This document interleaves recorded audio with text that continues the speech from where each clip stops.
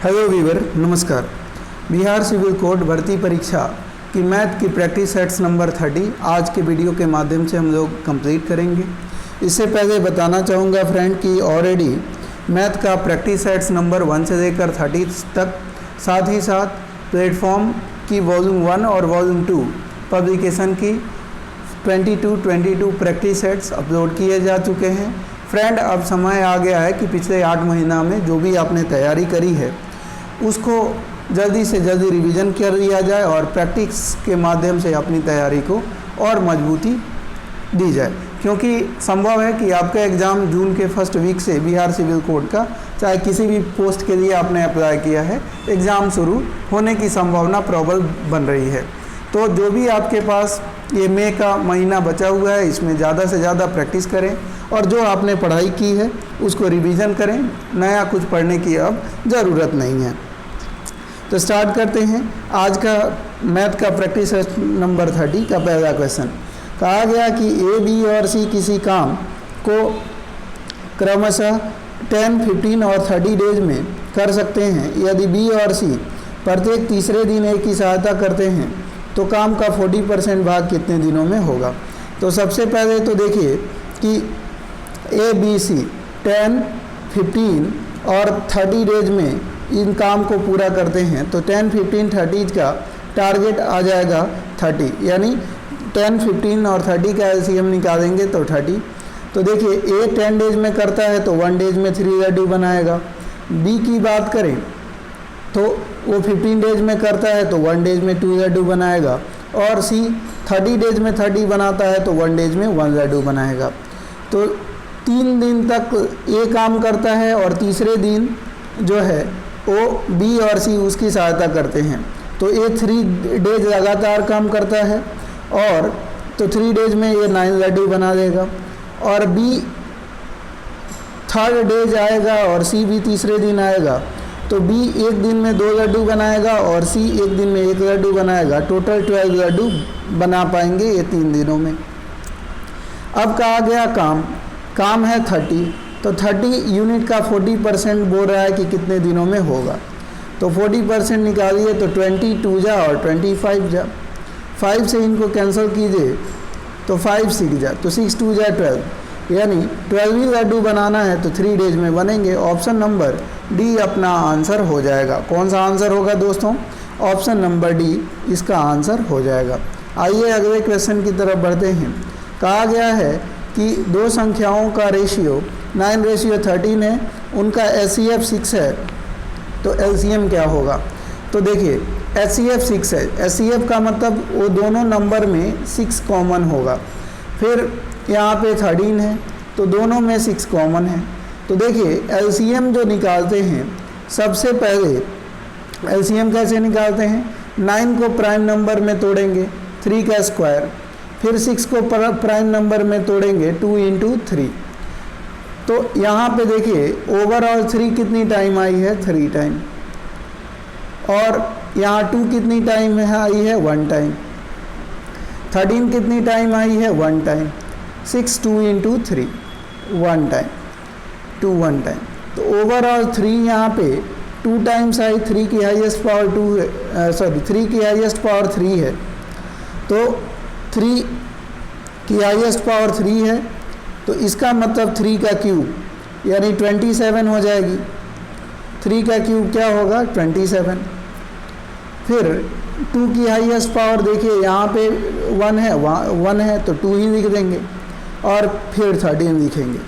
तो 27 2 जा 54 होती है, और 54 × 13, तो 13 4 जा 52, और 13 5 जा 65, और 5 67, यानी 672। यहाँ पे मैंने बोला 27 2 जा कितना होता है? 54 लिख दिया।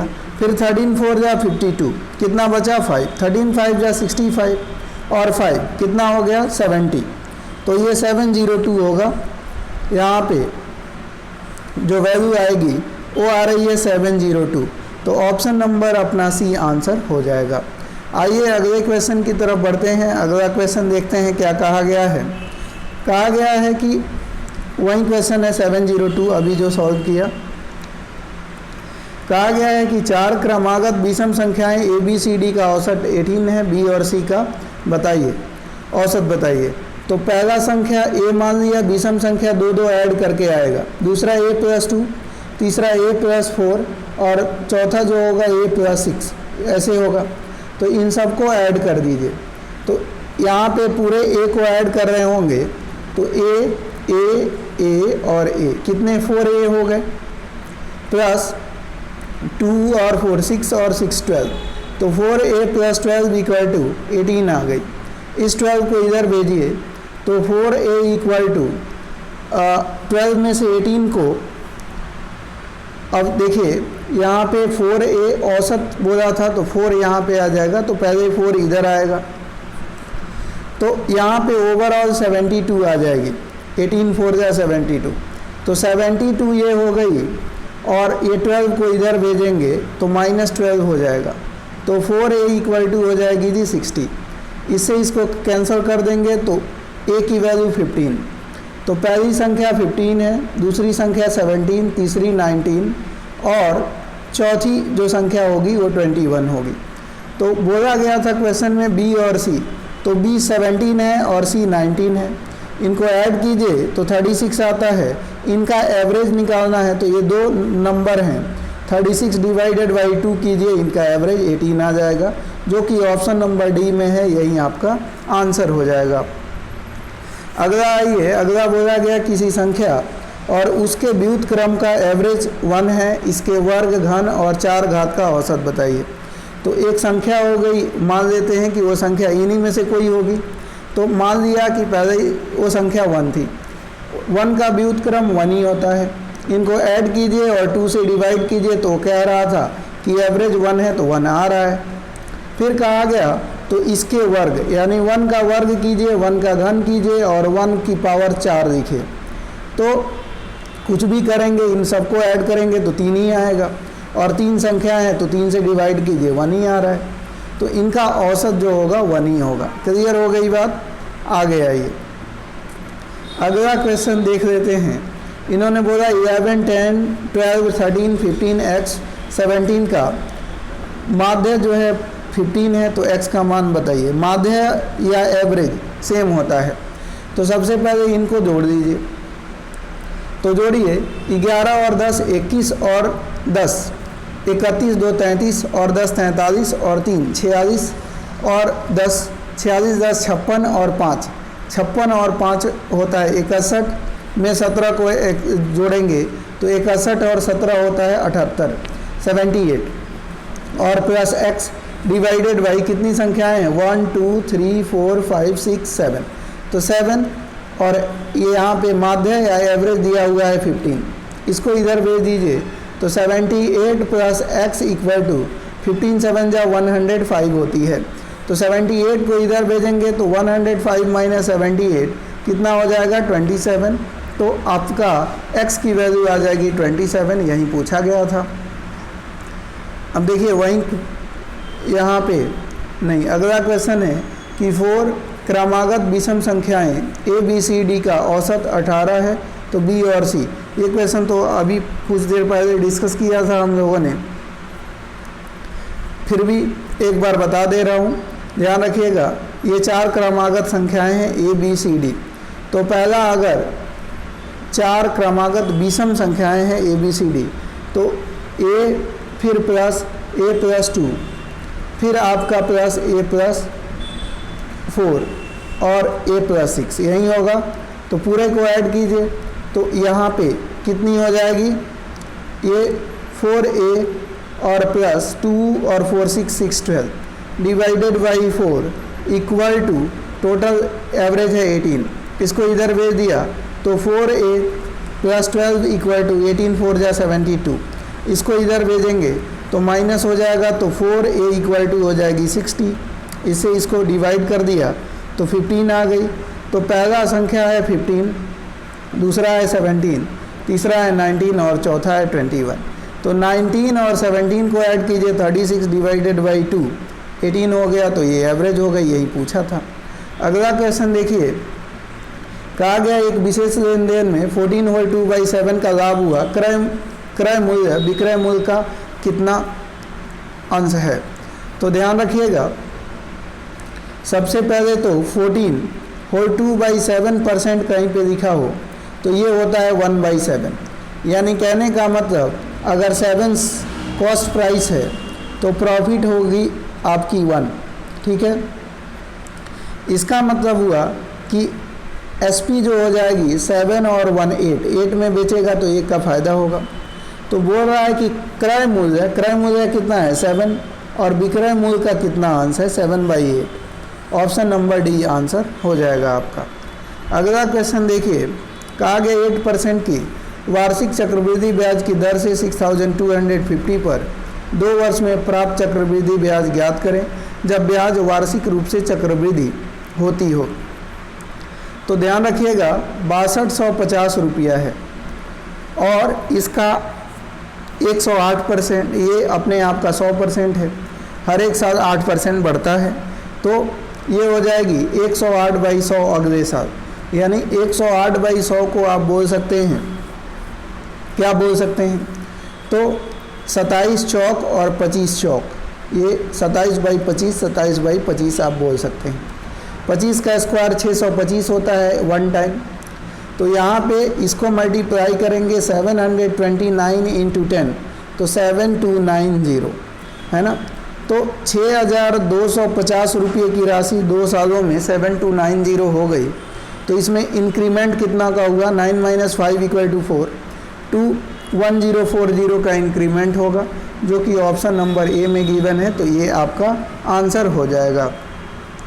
अगला क्वेश्चन है कि किसी वस्तु को 5.75 लाभ पर बेचा गया, यदि यह वस्तु 1.2% हानि पर बेची जाती तो 139 रुपीज़ कम प्राप्त होता। तो वस्तु का क्रय मूल्य बताइए। तो देखिए 5.7% लाभ पे बेचा गया। अब मान लीजिए कि ये वस्तु का सीपी है, ठीक है, सीपी है। अब 5.75% के लाभ पे बेचा गया, यानी सीपी तो मिला ही मिला, इतना एक्स्ट्रा मिला। कह रहा है कि 1.2% हानि पे बेचते तो सीपी से 1.2% कम मिलता। तो यहाँ पे इन दोनों में डिफरेंसेज आप देखेंगे तो कितना आ जाएगा। अगर 1.2 की बात करूँ तो 5 और 7 में से 2 जाएगा तो ओवरऑल यहाँ पे भी 5 हो जाएगा और 5 में से 1 जाएगा 4, तो 4.55 रिप्रेजेंट करता है कितने को 1390 को। तो 1 यूनिट रिप्रेजेंट करेगा 1390, 4.55 ऊपर 00 हो जाएगा। तो 100% सीपी होती है, तो इंटू 100 आपको करना है बस, और कुछ नहीं।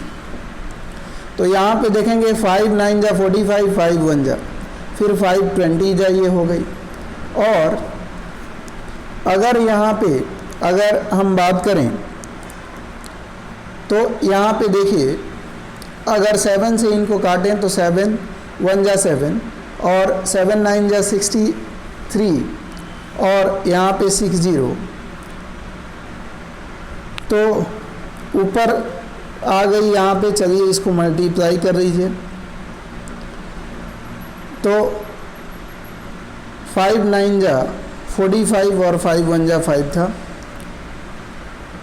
यहाँ पे 2 9 जा 18 हो जाएगी और 2 13 जा 26, 1 27 और यहाँ पे 40, कितने 0 40 डिवाइडेड बाई 91। तो 8 अगर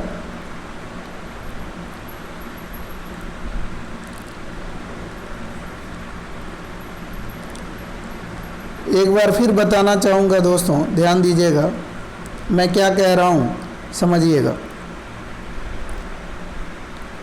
यहाँ पे इन्होंने 5 कीजिएगा, क्वेश्चन है कि 5.75 का फ़ायदा होता है और 1.2% का हानि होती थी। तो ये दोनों जुड़ जाएंगे माइनस नहीं होंगे। ये 729516, तो 6.95% रिप्रेजेंट कर रहा है कितने को, 1390 को। तो 1 यूनिट रिप्रेजेंट करेगा 695 और इंटू 100, और ऊपर भी अपना जो आ जाएगा, ध्यान रखिएगा ये पॉइंट हटा रहा हूँ तो 100 ऊपर भी लिख देंगे। तो इस तरह से इनको काटेंगे, तो 5 से काटिए तो 5 13 जा 65, 5 9 जा 45, फिर 5 20 जा 100। अब देखिए ये 139 है, 1 जा ये चला जाएगा आसानी से 10 टाइम्स, तो 10 इंटू 100,000 इंटू 20 तो 20,000। तो बोला जाए उसका सीपी कितना था, तो ऑप्शन नंबर डी आ जाएगा 20,000, इसका सीपी हो जाएगा। अगला आइए, ये तो कर दिया है हम लोगों ने। तो दोस्तों आज के वीडियो में इतना ही। उम्मीद है वीडियो पसंद आई होगी। वीडियो पसंद आया हो तो लाइक कर दीजिएगा। चैनल पे नए हैं तो चैनल को सब्सक्राइब कर दीजिए। मिलते हैं एक नए वीडियो के साथ, तब तक के लिए धन्यवाद। टेक केयर, जय।